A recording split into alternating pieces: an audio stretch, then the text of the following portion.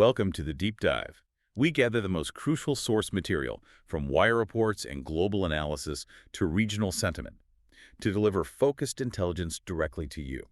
Today, our focus is the Western Hemisphere.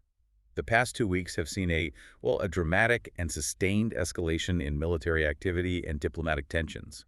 It's happening across the Caribbean, South America, and North America. It's a very complex, fast-moving situation. It is. And our mission here is to cut through that noise, to synthesize these diverse viewpoints, and really identify the facts and the key decision points that matter most for you. That's exactly right. For you, the informed listener, our goal is clarity and context.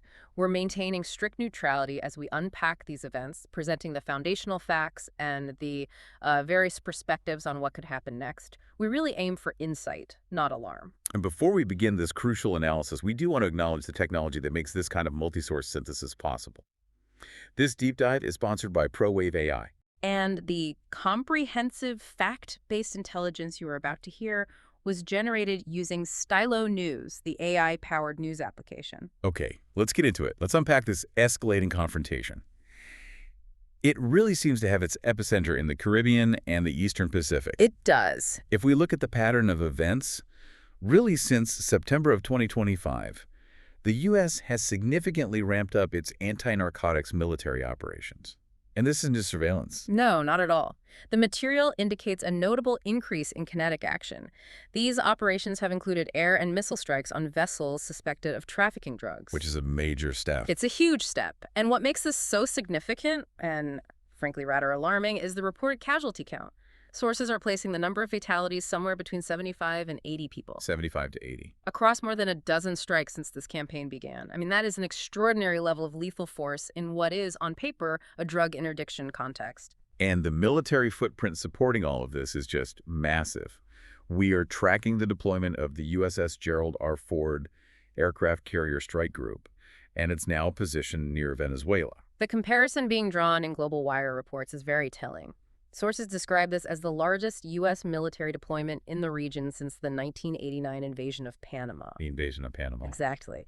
And when you invoke that specific piece of history, it signals an intent that, it goes far beyond traditional anti-drug patrols. The U.S. administration, led by President Trump, has now formalized this campaign, has a name, Operation Southern Spear. And the stated rationale, often articulated by figures like Secretary of War Pete Hegseth, is that these lethal strikes are necessary to, quote, defend the homeland and eliminate what they classify as narco-terrorists. And that term, narco-terrorists, leads directly to the diplomatic pressure point. U.S. Secretary of State Marco Rubio announced plans to designate Venezuela's alleged Cartel de los Soles as a foreign terrorist organization. The Cartel of the Suns.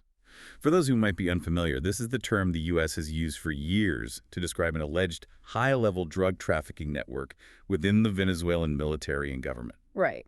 And crucially, the U.S. claims it is led by President Nicolas Maduro himself. So, designating a state leader's alleged organization as a foreign terrorist organization is just an immense escalation. It provides a legal framework for potentially much broader military action. It certainly is. And, predictably, President Maduro has responded with profound condemnation. He's labeling the U.S. actions as imperialist provocations. His argument being that this whole anti-narcotics campaign is just a pretext. A pretext for invasion, aimed at seizing control of Venezuela's very significant oil reserves. And it's important to note, the response is more than just rhetoric. Venezuela has mobilized its armed forces. Oh, yes. They are actively preparing for what they call prolonged guerrilla warfare. The sources we've seen indicate detailed plans are in place for resistance, including strategies involving sabotage and urban chaos. All designed to deter or resist any potential U.S. intervention. Exactly. Maduro publicly urged President Trump to avoid stumbling into an eternal war, and he specifically brought up the example of Afghanistan. And this is where it gets really interesting, because the tension isn't just contained between the U.S. and Venezuela. We are seeing immediate and severe regional spillover. It's systematically fracturing long-standing alliances. Let's look at Colombia first. The U.S. actions have severely strained relations with President Gustavo Petro's government, who historically has been a key anti-narcotics partner. A key partner. And President Petro publicly condemned the U.S. strikes as extrajudicial killings. This was especially after reports surfaced that a Colombian fisherman was among the fatalities. And the reaction was swift. It was swift and drastic. Petro initially ordered the suspension of all intelligence cooperation and communication with U.S. security agencies. That was on November 12th. All of it. Now, his administration has since tried to, let's say, walk that back a bit, clarifying that some collaboration continues, but the damage was done. And the U.S. response was unprecedented. Sanctions. Sanctions on President Petro and his family, accusing him of tolerating drug cartels. I mean, sanctioning a sitting, theoretically allied head of state is a profound diplomatic rupture. Okay, so let's move north. Mexico is grappling with its own issues, both internal unrest and now external threats to its sovereignty. That's right.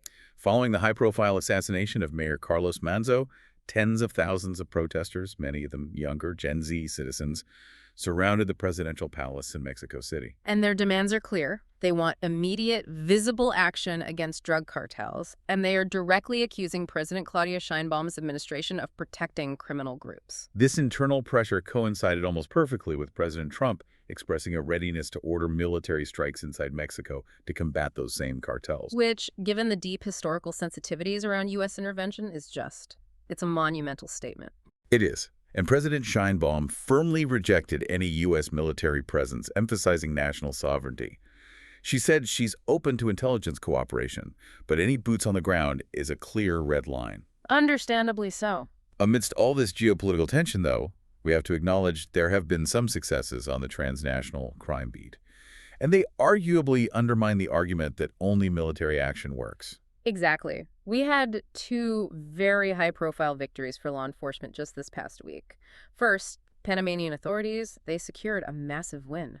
A record seizure? How big? 12 to 13.5 tons of cocaine near its coast. It's the largest haul recorded there since 2007. Wow. And at the same time, Colombian authorities captured someone significant. Converso Josue Sevilla Ortega, known by his alias Flipper. Flipper is critical. He was the second in command of the Tren de Aragua. Yeah. This is a transnational criminal network that the U.S. itself has designated as a terrorist group. And this organization operates everywhere. Everywhere. Venezuela, Colombia, Peru, Ecuador, Chile, Mexico, even into the U.S. It just highlights the absolutely critical need for transnational law enforcement. So the capture of a top-tier transnational terrorist leader through cooperation and policing, it raises an important question, doesn't it? It does. Does the successful law enforcement action undermine the U.S. argument that lethal military strikes, like those in Operation Southern Spear, are the only viable solution? That is the central strategic debate right now. And it brings us to how the rest of the world is viewing the legality and morality of the U.S. approach. What are the international ramifications? We're seeing significant skepticism, even legal challenges globally, regarding these strikes. A key indicator of that international concern is the UK's response. The UK suspended certain intelligence sharing with the US. A major intelligence ally. Major ally. And they specifically cited concerns over the legality and morality of these preemptive strikes on suspected drug vessels. That action sends a very strong signal of disapproval. And domestically in the U.S., there's division as well. We saw how narrowly the Senate addressed the issue of presidential authority. That's right. The U.S. Senate voted 51-49 against a resolution that would have restricted the president's unauthorized military operations in the region. So it failed. But that margin, 51-49, it signals significant congressional discomfort, even if the result grants the executive branch continued latitude for these operations. Meanwhile, the legal challenges are mounting. Venezuela's Attorney General, Tarek William Saab. Yes, he, alongside several international legal bodies, has called upon jurists worldwide to oppose the U.S. actions. They're citing direct threats to international law and national sovereignty. And if we connect this to the bigger picture, you have other global powers getting involved. Which significantly complicates the strategic calculus. Russia and China are actively supporting Venezuela by supplying defense systems. This means that any escalation by the U.S. carries the risk of a direct geopolitical confrontation. Turning a regional anti-narcotics campaign into a global flashpoint. Potentially, yes. Okay, let's shift gears now and analyze the three core courses of action being debated across all the source material. We need to understand the goals and the sentiment driving each path. Absolutely. The debate really boils down to unilateral action versus diplomatic engagement. So let's start with Course A. Course A is unilateral military pressure. This is the current path. It's supported by figures like President Trump and U.S. Senate Republicans. The objective seems to be regime change, or at least total destabilization of these drug networks. And what's the sentiment from outside sources on that? Well, it's critical. Certain sources, specifically German media like the Göttinger Tageblatt and Russian state media like I know SMI, they offer sharp analysis of U.S. provocations. They're suggesting that the underlying true motive here isn't drug interdiction, but regime change in Caracas. Okay. Then we have Course B, which is essentially the opposite, asserting sovereignty and resistance. Exactly. This is the position championed by Venezuelan President Maduro and Mexican President Sheinbaum.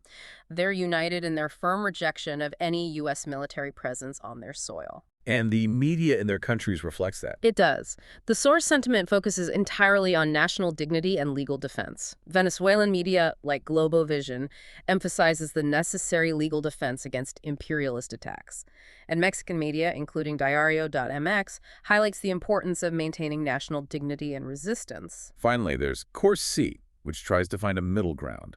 It centers on diplomacy and a strict adherence to international law. And this path is advocated by a really diverse group.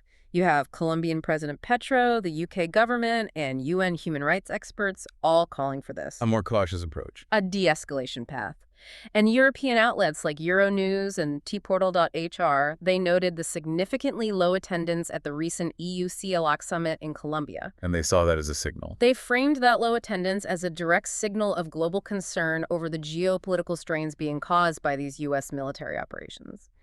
It underscores the necessity of upholding international law. So while the decision makers are pushing these three separate courses, is there any kind of broad consensus across the sources, anything they agree on? Yes, actually. Despite the deep divisions on strategy, there is a clear common viewpoint emerging among international institutions and regional governments.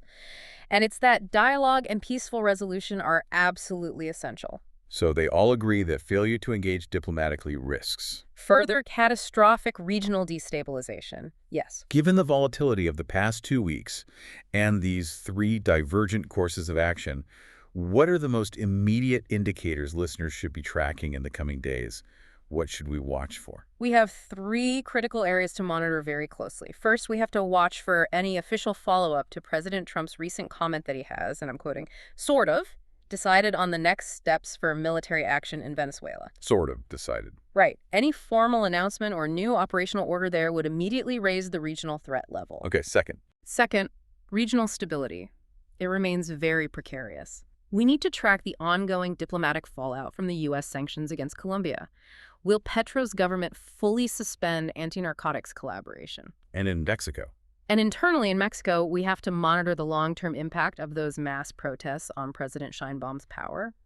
Those internal political dynamics will largely dictate the strength of the regional resistance to U.S. policies. And finally, the anti-narcotics front itself. The recent high-profile capture of the Trinidad leader, Flipper, that provides a real opportunity for effective law enforcement cooperation. The success of these new cooperative efforts, without kinetic intervention, will be a critical test. a test of whether the U.S. can be persuaded to move away from its unilateral military strategy. Precisely. Pulling all these threads together, from global geopolitical alignments, internal political dynamics, battlefield reports, it really demonstrates the necessity of cutting through the noise to get unbiased, multi-source intelligence. And that is precisely what Stylo News delivers. Stylo News is not just a news aggregator. It's a mobile and computer application designed to provide customized, personal intelligence-style briefs. It pulls from hundreds of traditional news sources and social media platforms like X. Over 250 sources in more than 20 languages. Exactly. Its AI engine uses advanced search capabilities to instantly answer complex questions with source-linked citations. It gives you timely, multidimensional information built by veteran intelligence professionals. Get your AI-powered news on demand, tailored precisely to your interests and your needs. You can download the app or visit www.stylonews.com to subscribe to Stylo News today. And you can start with a 7-day free trial. Thank you for joining us for this deep dive into this complex and vital source material. We appreciate you taking the time to become more informed about these critical regional developments. And if you have a topic you'd like us to unpack in a future deep dive, please send us a request. And follow Stylo News on your favorite social media platforms. We appreciate your engagement.